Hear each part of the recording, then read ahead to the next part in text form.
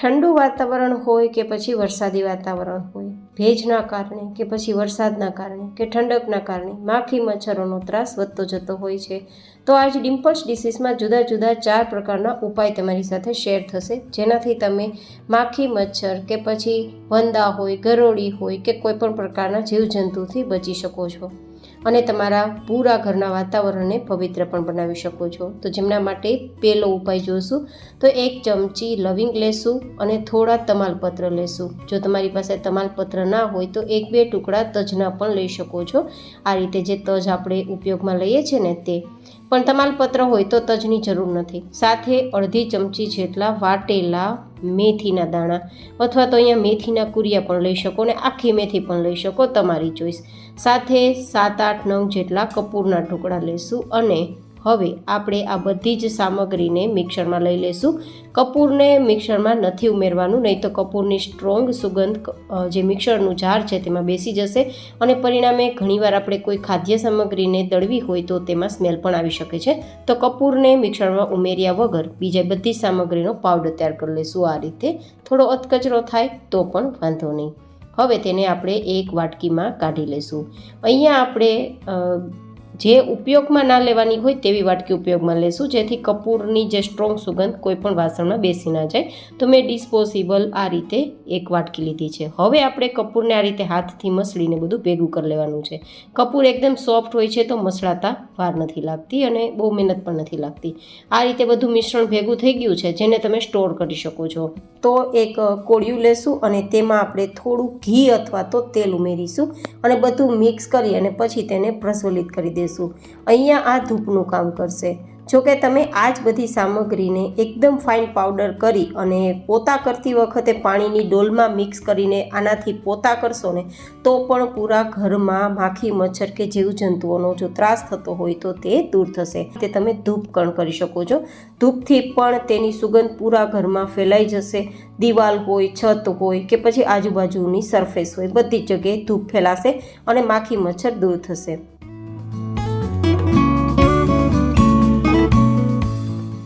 હવે તૈયાર કરીશું બીજો ઉપાય કે માનો કે તમારી ઘરે કોઈ પ્લાન્ટ્સ છે, નાના નાના છોડ છે, તો ત્યાં પણ જનરલી મચ્છરોનો, માખીનો, નાની નાની જીવજંતુઓનો કે કીડીઓનો ત્રાસ થઈ જતો હોય છે. તો તેમના માટે તમે આ ઉપાય અપનાવી શકો છો. પહેલાં આપણે હુંફાળું ગરમ પાણી તૈયાર કરવાનું છે અને પાણી ગરમ થઈ ગયા બાદ આ રીતે કોઈ પણ પ્રકારની સ્પ્રે બોટલ હોય તેમાં ભરી દેવાની છે અને પછી તેની અંદર ઉમેરીશું કોફી પાવડર. જે આપણે કોફી દૂધમાં ઉમેરીને પીતા હોઈએ છીએ ને તે જ કોફી પાવડર છે. આ કોફી પાવડરની જે સ્ટ્રોંગ સુગંધ છે તે કોઈપણ પ્રકારના જીવજંતુ, માખી, મચ્છર, કીડી કે પછી કોઈપણ પ્રકારના જીવજંતુ હોય, બેક્ટેરિયા હોય, વંદા હોય, તેને પસંદ નથી આવતી. તો તમે આ રીતે તેને થોડી વાર મિક્સ કરી ચલાવશો તો ફીણ થઈ જશે. આ ફીણ બતાવે છે કે આપણું મિશ્રણ એકદમ પરફેક્ટ તૈયાર થઈ ગયું છે. હવે તે સ્પ્રેને થોડો ઠંડો કરવાનો. હુંફાળું ગરમ પાણી લીધું છે ને તો એટલા માટે લીધું છે કે કોફી પાવડર મિક્સ થઈ જાય. પણ મિક્સ થઈ ગયા બાદ એકદમ સરસ ઠંડુ કરીને પછી કોઈ પણ પ્રકારના પ્લાન્ટ્સ હોય કે છોડ હોય કે પછી એવી જગ્યા હોય કે જ્યાં તમે ધૂપ નથી કરી શકતા, પહોંચાડી નથી શકતા, ત્યાં તમે સ્પ્રે કરી શકો છો. સોલ્યુશન જોશું કે ઘરની અંદર વધારે સારી સુગંધ ફેલાય, પવિત્રતા આવે ને ફટાફટ માખી મચ્છરો દૂર જાય અને સાથે ઘરમાં ચોમાસાના કારણે જો ભેજના કારણે ખરાબ સુગંધ આવતી હોય તો પણ જાય. તેના માટે આપણે થોડું હુંફાળું ગરમ બોટલમાં ભરવાનું છે. તેમાં તજના ટુકડાનો ભૂકો ઉમેરીશું, થોડા લવિંગ પણ ઉમેરી શકો છો અને સાથે 2 કપૂરની ગોટી, તેનો પાવડર પણ મિક્સ કરી શકો છો અને આખી કપૂરની ગોટી પણ મિક્સ કરી શકો છો. જે ગરમ પાણીમાં જશે તો આમ પણ ડિલ્યુટ થઈ જ જશે. સાથે એક આપણે ફિનાઇલની જે ગોળી હોય ને તે પણ એમાં ઉમેરી દઈશું અને પછી આપણે આ બોટલને પેક કરી અને થોડી વાર માટે શેક કરવાનું છે, ચલાવવાનું છે, તો બધું જ સરસ મિક્સ થઈ જશે. હવે આ સ્પ્રેને તમે પૂરા ઘરમાં, દિવાલોમાં, છતમાં બધી જ જગ્યાએ લગાવી શકો છો, જેથી ભેજ પણ ફટાફટ સુકાઈ જશે અને સુગંધ પૂરા ઘરમાં ભેજના કારણે ખરાબ આવતી હોય તો આ સ્પ્રેના કારણે સરસ આવવા લાગશે અને ઘરમાં પૂરી પવિત્રતા પણ આવી જશે અને જીવજંતુ ખાસ કરીને માખી મચ્છરો તો દૂર ભાગી જશે. ગરોળી પણ બિલકુલ ઘરમાં નહીં આવે. વંદા પણ દૂર થઈ જશે. જે જગ્યાએ વંદાનો ત્રાસ છે ત્યાં પણ તમે સ્પ્રે કરી શકો છો. હવે આપણે જોશું ચોથો ઉપાય, જ્યાં જનરલી પશુઓ, ખાસ કરીને જે જગ્યાએ ગાય, ભેંસ અથવા તો પશુ આપણે બાંધતા હોઈએ ત્યાં પશુઓને પણ ખાસ કરીને નુકસાન કરતા હોય છે, માખી મચ્છર બહુ કરડતા હોય છે, તે લોકોને પણ ઇરિટેટ થઈ જતું હોય છે. તો તેમના માટે સ્પેશિયલી આ ધૂપ છે. આપણે જનરલી શ્રીફળના છોતાને ફેંકી દેતા હોઈએ છીએ, પણ તેને ફેંકવાની જગ્યાએ ઉપાય કરી શકીએ. તેને આપણે પહેલાં સૂકવી દેવાના ને પછી થોડા થોડા નાના ટુકડા કરી મિક્સરમાં લઈને આ રીતે અધકચરો પાવડર કરવાનો. હવે બીજી સામગ્રી, જો તમે ભગવાનને રોજ ફૂલ ચડાવતા હોય તો ફૂલ પણ આપણે બીજા દિવસે ઉતારીને જલમાં પધરાવતા હોઈએ છીએ, પણ તેની જગ્યાએ તમે ફૂલને આ રીતે સૂકવીને પછી તેનો પાવડર પણ તૈયાર કરી શકો છો. તો અત્યારે મારી પાસે લગભગ 2 કપ જેટલા સૂકવેલા ફૂલની પાંખડી છે. તો હવે તેને આપણે મિક્સરમાં લઈ લઈશું. મેં પાંખડી છૂટી કરી લીધી હતી ને પછી સૂકવેલ હતું તો ઝડપથી સુકાઈ જાય. તેને પણ મિક્સરમાં આ રીતે પાવડર તૈયાર કરી લઈશું. આ બંને પ્રકારના પાવડરની અંદર જો તમે થોડો ગુગળ, થોડો કપૂર આવી સામગ્રીઓ ઉમેરી દેશો તો એક સરસ મજાનો ધૂપ તૈયાર થઈ જશે, જેથી વેસ્ટમાંથી બેસ્ટ તમે ધૂપ પણ તૈયાર કરી શકો. અને ખાસ તો જે જગ્યાએ બહુ માખી મચ્છરો આવતા હોય ત્યાં ખાસ કરીને ગામડાઓમાં પ્રશ્ન થતો હોય તો ત્યાં પણ તમે આ ધૂપ ફેરવી શકો છો અને માખી મચ્છરો દૂર ભગાવી શકો છો. તો હું અત્યારે 50 ગ્રામ જેટલો ગુગળ અને 50 ગ્રામ જેટલું કપૂર મિક્સ કરું છું અને થોડું ચંદન પણ હું મિક્સ કરી દઉં છું, જેથી એકદમ સરસ સાથે સુગંધ પણ આવે.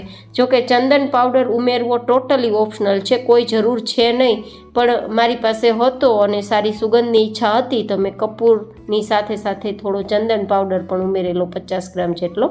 તમારી ચોઈસ, પણ મેં વેસ્ટમાંથી બેસ્ટ આ ધૂપ તૈયાર કર્યો છે એટલા માટે. હવે અહીંયા તમાલપત્ર થોડા ઉમેરી દઈશું સ્ટ્રોંગ સુગંધ માટે, પવિત્રતા માટે. સાથે આપણે 1 ચમચી લવિંગ પણ ઉમેરેલા છે અને હવે તેને ગ્રાઇન્ડ કરી લઈશું.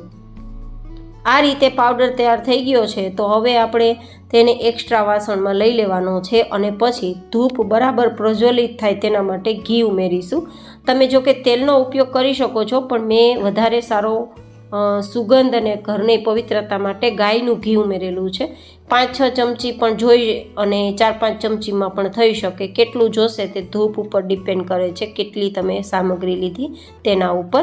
તો આ રીતે મુઠ્ઠીમાં બંધાવા લાગે ત્યાં સુધી ઘી ઉમેરવાનું છે અને પછી તેને બાંધવા માટે એટલે કે એક સરખી સ્ટીક તૈયાર કરવા માટે હું થોડું ગંગાજળ આ રીતે છાંટું છું. ગંગાજળથી પવિત્રતા પણ મળશે અને આ રીતે બાઇન્ડિંગ કરવામાં સરળતા પણ રહેશે. પણ તમે ગંગાજળની જગ્યાએ સાદું પાણી પણ ઉપયોગમાં લઈ શકો, તમારી ઈચ્છા. આ રીતે બધું સરસ બંધાઈ ગયું છે. તો હવે તમે ચોઈસ પ્રમાણે તેની સ્ટીક તૈયાર કરી શકો છો. હું અગેન કહું છું કે થોડું ઘી વધારે ઉપયોગમાં લેજો, જેથી સ્ટીક બરાબર રીતે પ્રજ્વલિત થાય. જો ઘી ઓછું ઉમેરેલું હશે ને તો ધૂપ વચ્ચેથી તમારો ઠરી જશે અને પ્રજ્વલિત બરાબર નહીં થાય. અને પાણી જે આપણે યુઝ કર્યું છે ને તે 1-2 ચમચી જ ઉપયોગમાં લીધું છે ગંગાજળ, જેથી વધારે ભીનો પણ આપણો ધૂપ ના રહે. પણ આ રીતે બધી જ સ્ટીક તૈયાર થઈ ગયા બાદ એકદમ સરસ સૂકવી દેવાની છે. સુકાઈ ગયા બાદ હું તમને બતાવું છું આ રીતે પ્રજ્વલિત કરીને કે એકદમ સરસ એ પ્રજ્વલિત પણ થઈ જાય છે. અને પ્રજ્વલિત થઈ ગયા બાદ તેને ઠારી નાખવાની છે, જેથી એકદમ સરસ તેનો જે ધુવાળો છે તે ફેલાઈ જશે.